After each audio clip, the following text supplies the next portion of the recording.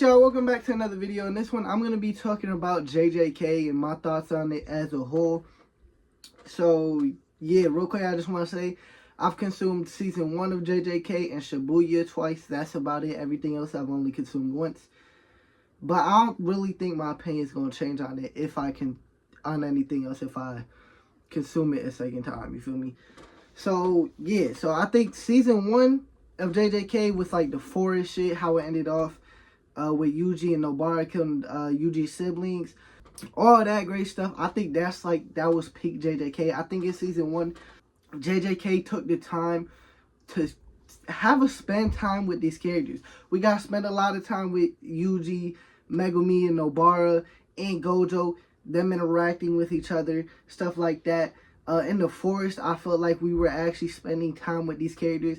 The forest is my favorite part of this shit. You had Todo. We built on Todo's character as well. It just built on these characters and made us, start to like them somewhat. You feel me? And I think that's something that allows Shibuya to be great, right?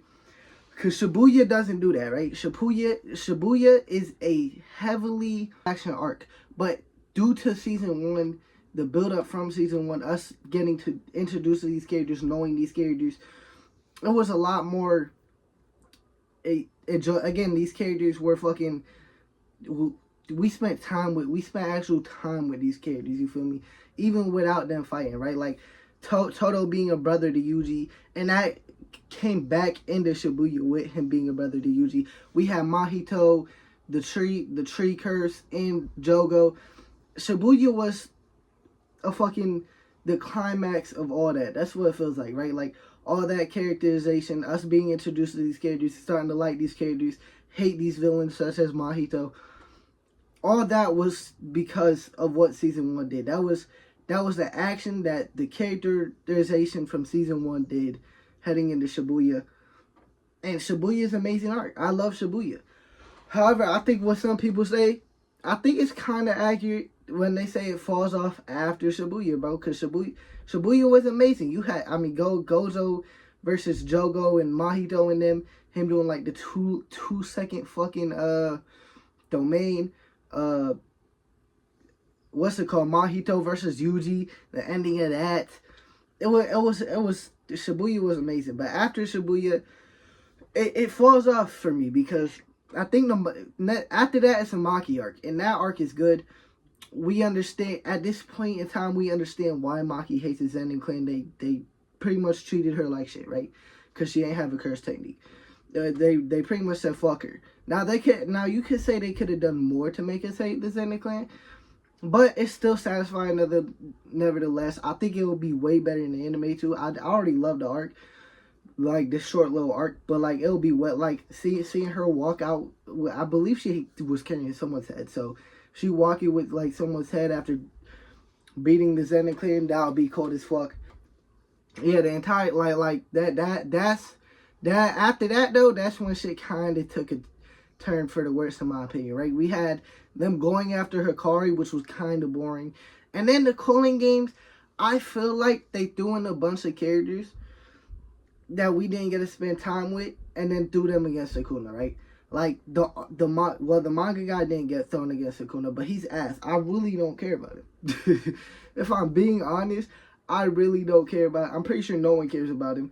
The lawyer dude, I'm sure there's probably someone who cares about him, but he was introduced this arc. I truly couldn't care less about him. Him versus Yuji was boring as shit in the Cooling Games. The Cooling Games is like the low of the low for JJK, right? What's it called? Megumi, I like the fight itself, but nobody cares about the dude he fought. So like, it is what who the fuck did Yuta fight? He fought like 2 people and they were bums, right? I don't even remember who he fought. What's it called? Honestly, Hikari, I like Hikari, but I feel like that's because of the internet. I don't think Gege actually did a good job at having us spend time with this fucking character.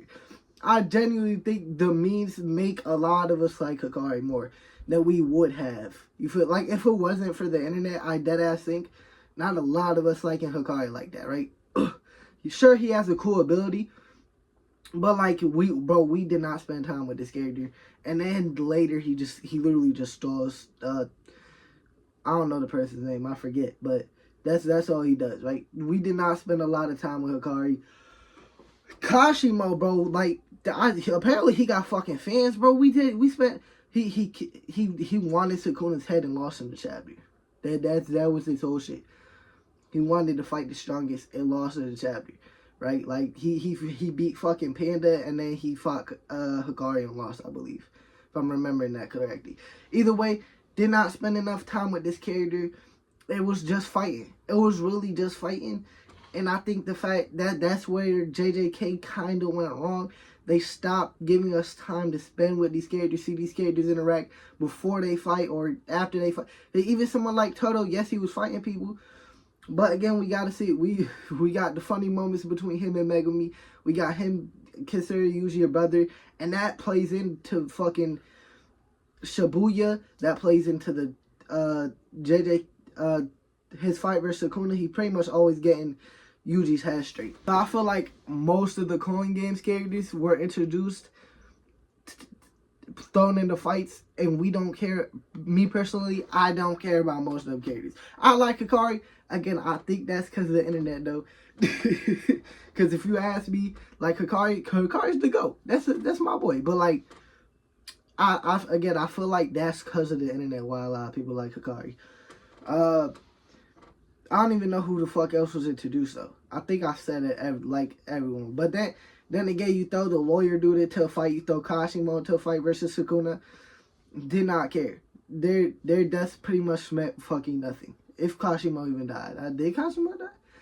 I think he did. Now, as far as Gojo versus Sukuna, Gojo versus Sukuna was amazing, obviously, because that was something that has been built up for the entire fucking series. And it was flip flopping back and forth every fucking chapter. You didn't know who was gonna win.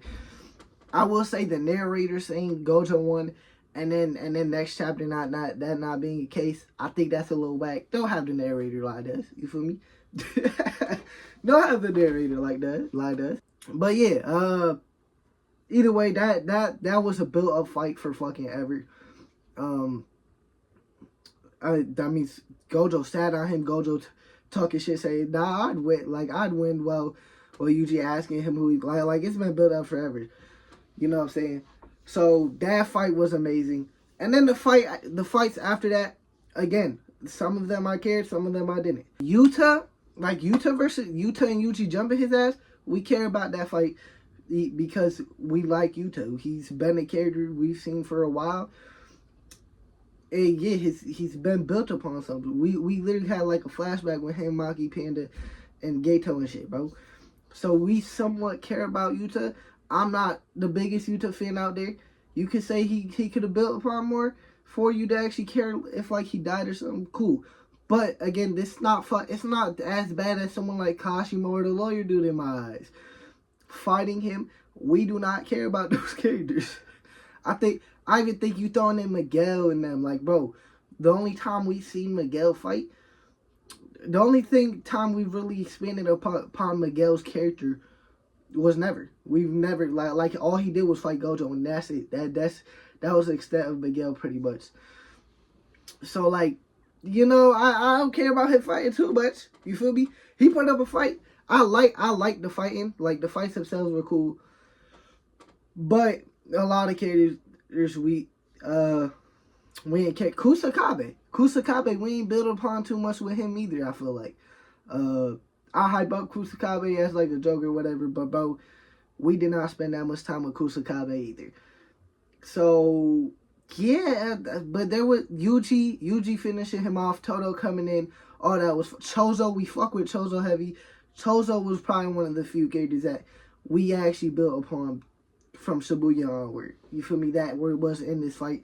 And he's probably the only character that died, other than Gojo, that really I even remotely care about. I do think Yuta should have died. I feel like Gege got way too comfortable doing shit with like flashbacks. You feel me? Or like where he shows something and then it be explained to us in a flashback. you should kind of start explaining shit prior to that. Because now it feels like you just pulling it out. You feel me? That's what you do it. I feel like sometimes he should have done that. Even with the ending. Yuji repeated something Gojo said. It would have hit way different if Gojo was like, if he repeated what Gojo said to the one dude that was getting arrested or whatever. If we seen that prior and all you did was flashback to this conversation that was already had, but you show it to us last chapter, it's not a moment that hits. It's really not. So I feel like JJK got way too comfortable doing that. He did that to explain a lot of fucking shit. I think JJK got too comfortable with it. I think a lot of us let it slide a lot of times, but I think he got way too comfortable. Got way too comfortable just letting that happen. But yeah, I do think someone like Yuta should have died. I think the fight, for me, the fights didn't drag until like, I don't even know. It took a while. Once Yuta came back, that's when I was like, bro, just end the fucking fight. You feel me? Like it. And maybe if you're not reading it weekly, maybe it don't drag. But bro, it started dragging for people a lot sooner than it did for me. But Yuji and Todo was boxing, and then you throw in fucking Yuta's Gojo. It felt like you were just trying to keep the fight going. At some point, it felt like that for a lot of people sooner. That's when it really was like, bro, just end the fight. Just end the fight. You bringing Gojo back for real, like in Yuta's body. It's whack. You feel me? I wasn't even a fan of that. For the simple fact of the timing of it. I also feel like we didn't really see, like, I don't even know what Yuji's shirt hit was. Maybe that's just me, but like I'm still confused on that. You feel me? It wasn't really, usually it's Todo's. I don't even think it was directly Todo's like usual. Like, well, I don't even, like, you gave Yuji a domain expansion. I don't even think we know what the fuck the shirt hit effect is. So that's kind of whack. But yeah, I think Nobara came in. If you were to bring her back, it should have been sooner. I'll see people say that, because you give us 4 chapters with her, or like something like that. You gave her back for like 2 chapters, bro. You feel me? At that point, you could have kept her dead. You feel me? At that point, you could have kept her dead. But you did it. You know, it was a part of the fight to help them win. I don't even think you had to do it. I would have believed Sukuna was so weak to the point where I would have been fine with Yuji by himself winning. I thought that was going to be the case. I ain't going to hold you. But, yeah, Nobara helps Yuji defeat Sukuna. Sukuna drags him off Megumi. So Yuji said it himself, like, bro, I could beat you. You feel me? Like, you're not winning. So did he need Nobara to win that? Probably not. She probably just made the fight shorter so it finally fucking ended. But giving her back with like few chapters is kind of whack. That it is kind of whack. I do like the fact that the last couple chapters though, we did get to spend time with Megumi, Yuji, and Nobara. Just having fun with them, I guess. But the ending, it's not as bad as people say it is. It's kind of just, it's whatever. You feel me? I'm not like, oh, this is a great ending. This is a good ending even. But it's just like, eh. You feel me? Like, it's over. And I understand JJK definitely left a lot unsaid. I mean, in chapter 270, I think he tried to, Gege added shit on, like, oh, there's gonna be war between clans.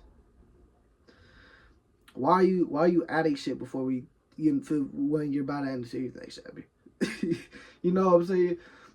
And I don't even know about 3 clans because Zenin clan's gone, but shouldn't be doing that.